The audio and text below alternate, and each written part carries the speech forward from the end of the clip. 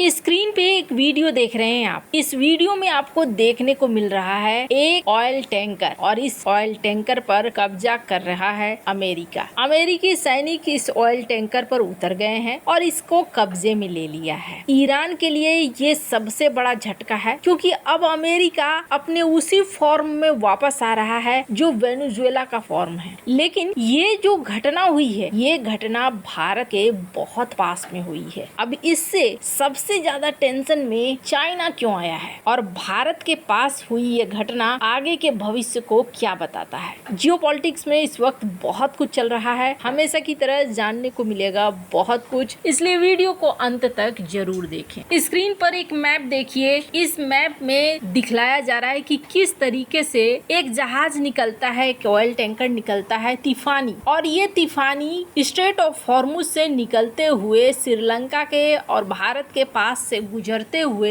Indonesia के पास पहुंचता है। और जैसे ही ये इंडोनेशिया और श्रीलंका के बीच में यहाँ पहुंचता है वैसे ही इसे अमेरिकी युद्धपोत घेर लेते हैं। और अमेरिकी युद्धपोत न सिर्फ घेर लेते हैं बल्कि इस पर कब्जा भी कर लेते हैं। और ये खुलासा अमेरिका के रक्षा विभाग ने ही किया। इन्होंने कहा कि अमेरिकी सेना के जवान धावा बोलकर एक तेल टैंकर पर सवार हो गए, उसे अपने कब्जे में ले लिया। इस टैंकर पर एशिया में ईरानी कच्चे तेल की तस्करी का आरोप लगा है, प्रतिबंध लगाया गया है। पेंटागन ने सोशल मीडिया के इस पोस्ट में कहा कि अमेरिकी सेना ने यात्रा के अधिकार के तहत समुद्री अवरोध उत्पन्न किया और MT टिफानी नामक टैंकर पर उसके जवान बिना किसी प्रतिरोध के सवार हो गए। पेंटागन अमेरिका के रक्षा विभाग का ऑफिस है। भारत के करीब ये ईरानी टैंकर पकड़ा गया है। बंगाल की खाड़ी में भारत और दक्षिण पूर्व एशिया के बीच पकड़ा गया है। वो ईरानी तेल लेकर जा रहा था और कहा जा रहा है कि अमेरिकी सेना अगले 4 दिनों में ये तय करेगी कि जहाज के साथ क्या करना है, क्या उसे वापस अमेरिका ले जाना है या किसी अन्य देश को सौंप देना है। अब आसपास तो 2 ही 3 देश पड़ते हैं, एक तो भारत है जो तेल रिफाइन करता है और दूसरा इंडोनेशिया भी है, लेकिन इंडोनेशिया शायद रिफाइन न कर पाए, तो हो सकता है कि ये टैंकर भारत की तरफ आ जाए। ईरान के खिलाफ अमेरिका की लड़ाई में ये नया कदम है जिसके तहत तेहरान से जुड़े किसी भी जहाज या उन जहाजों को रोका जा रहा है जिन पर तेहरान सरकार की मदद करने वाली चीजें जैसे हथियार, तेल, धातु, इलेक्ट्रॉनिक्स लिए जाने का संदेह है। अभी ये भी देखा जा रहा है कि ईरानी टैंकर कहाँ जा रहा था। पेंटागन ने टिफानी को कहा कि इसमें बोत्सवाना का झंडा लगा था, लेकिन पता नहीं चला कि ये कहाँ जा रहा है। वैसे कहा जा रहा है कि ये ईरानी तेल लेकर जा रहा होगा चाइना के अलावा और कहीं नहीं जा सकता है। ट्रम्प का कहना है कि देखो, कोई भी चीज जो वहाँ जा रही है, आ रही है, उसे हम रोकेंगे। इससे पहले चाइना के ऊपर भड़के थे डोनाल्ड ट्रम्प, और डोनाल्ड ट्रम्प ने ये कहा, जब पहला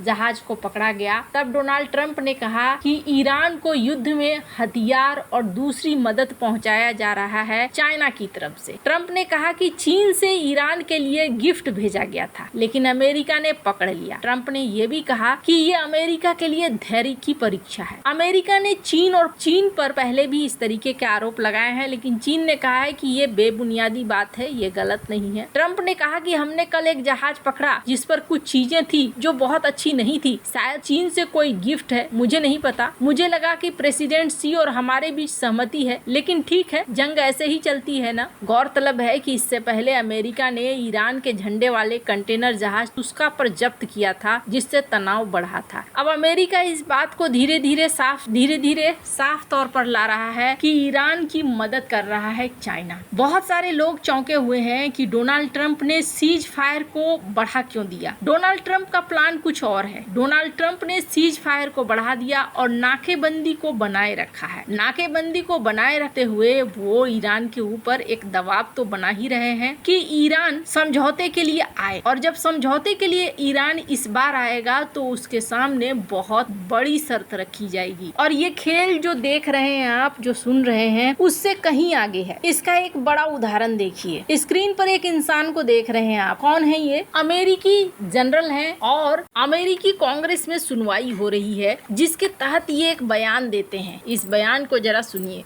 On Taiwan, I know you talked with Senator Shaheen about their defense budget. There's also the question about national resolve. That's a hard thing to judge, and it's more a question of political judgment and statecraft than it is military matters. But what's your sense as a career military man of Taiwan and their willingness to go to the mattresses to defend their nation? I have a great deal of faith in Taiwan's military-age population's willingness, capability, and will to defend themselves, orders of magnitude above others.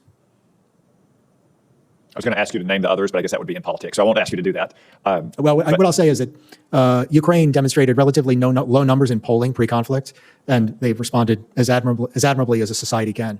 Taiwan's polling is orders of magnitude above that, leading me to positively assert their willingness to defend themselves. Just common sense, like you don't have to have access to that kind of data.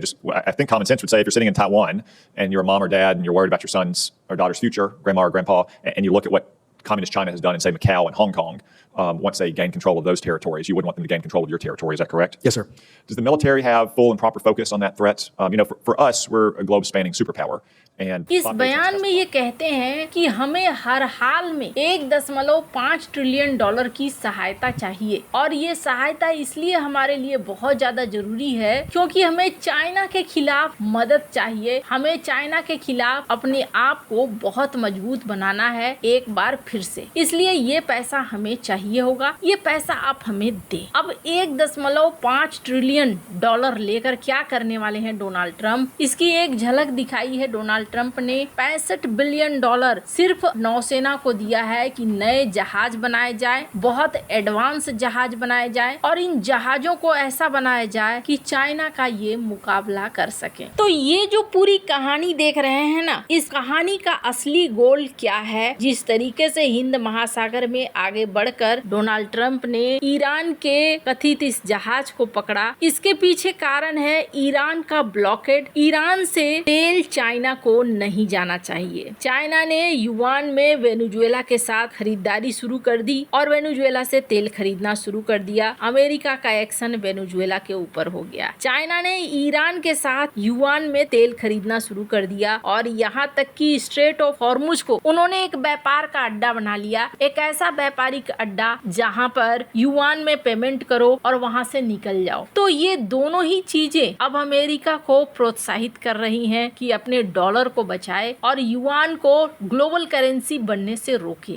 इसलिए America ने अब नाकेबंदी कर दी है और इस नाकेबंदी के बाद अब ईरान के अंदर छटपटाहट है क्योंकि सीज फायर को अनिश्चित काल के लिए बढ़ा दिया गया है, क्योंकि ट्रंप को अब एक मॉडल मिल गया कि ईरान को कैसे रोकना है। ईरान को ये अब आर्थिक तौर पर तबाह करना चाहते हैं। ईरान से निकलने वाले या ईरान को जाने वाले कोई भी जहाज अब इन तक नहीं पहुंचेंगे। अब जब तेल नहीं बेच पाएगा ईरान, तो फिर युद्ध को फाइनेंस कैसे करेगा? और आर्थिक तौर पर एक बड़ी मुसीबत ईरान के सामने आनी शुरू होगी। हालांकि इस जहाज के पकड़े जाने के बाद अब ईरान की तरफ से क्या रिएक्शन होता है ये देखने वाली बात होगी। पहला जहाज जब पकड़ा गया था, ईरान ने कहा था कि हम इसका बदला लेंगे, लेकिन उसका बदला ईरान नहीं ले पाया। अब दूसरा जहाज है जिसे अमेरिका ने पकड़ लिया है और इसका बदला किस तरीके से नहीं लेता है ईरान, ये देखने वाली बात होगी। हालांकि हिंद महासागर में अब गतिविधियां बढ़ गई हैं, पर ये पहली बार नहीं है। इससे पहले भी इतिहास में कई घटनाएं हुई हैं जिनमें हिंद महासागर में अमेरिकी सेना उतरी है और अमेरिकी सेना ने एक्शन लिया है।